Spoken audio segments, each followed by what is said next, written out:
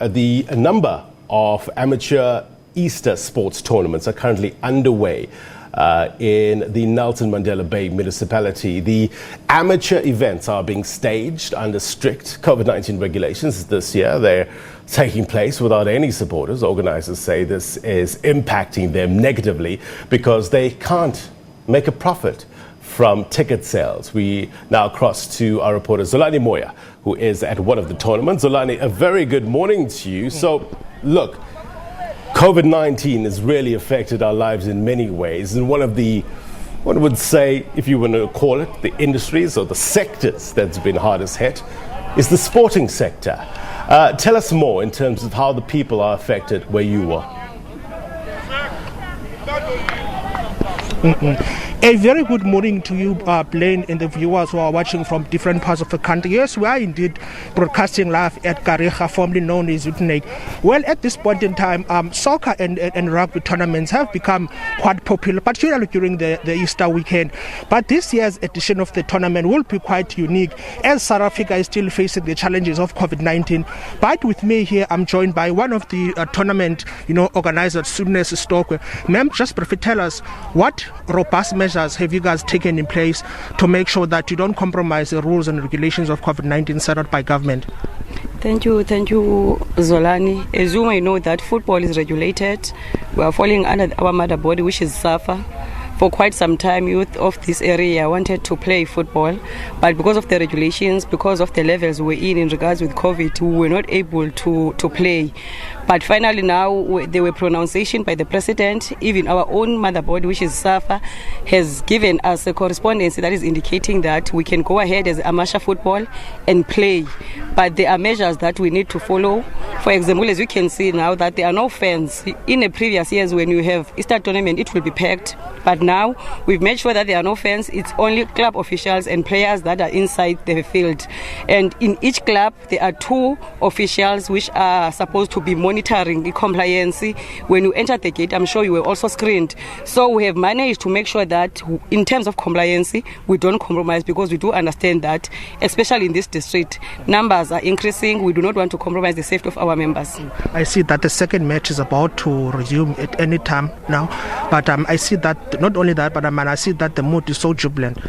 Yes, it is, because our youth is excited. As a association. We've managed to get sponsors from Cape Town. So this tournament is huge. And when you came, I'm sure you saw that there was a large number of young people who were outside, who are craving and want to come in. But we've told them that we're unable to compromise, because if we breach the regulations, we can be stopped from going ahead. So this tournament started Thursday. It's finishing on Monday. We'll also have one of the legends, Usipho Nzuzo, will be here during the finals.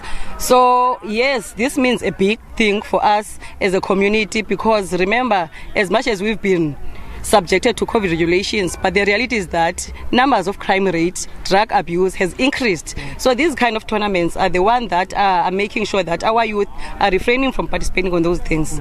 Not only that, but this is a perfect platform for youngsters, to showcase their talent. Yes, we've tried, but because remember, the pronunciation was not so long ago, because part of the things that we wanted to do, we wanted to invite some scouts to come and look at the talent, because if you can see even now, the game that just played now, it was a derby from Ward 47. It's young people who are playing in A team. They are very hungry, and you can see that they are talented. And it's these young people that we get, whereby they are invited by Chippa United, by Supersport, for them to also play in their development clubs. There's hardly any sport activities, particularly in this area of Kariga. What does this mean? It's a concern for us, but we understand that we are still under the disaster.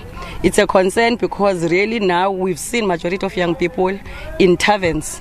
Young people will be roaming around the streets. Others will subject themselves to drugs. So this thing of having football, netball, rugby, back, where young people can participate, it's a good thing for us. It assists us as a community, because at least now we know that in terms of numbers of crime rate, of drugs, we are able to get reports. For example, we've got good relationships with the station manager at Guanobuhle, and they've indicated that there is less reports in terms of crime activities since the tournament has started.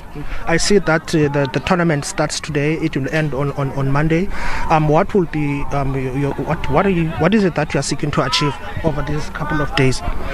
We still feel that football is still relevant.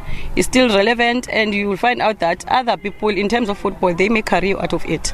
And we strongly believe that this area specifically has a lot to give in terms of contributing to football, because we've got a lot of former football players. I know that in the past 4 years we had Skikaba, Bongani Kama, who was a key star player of Chipa. That is a product of this area, of this association.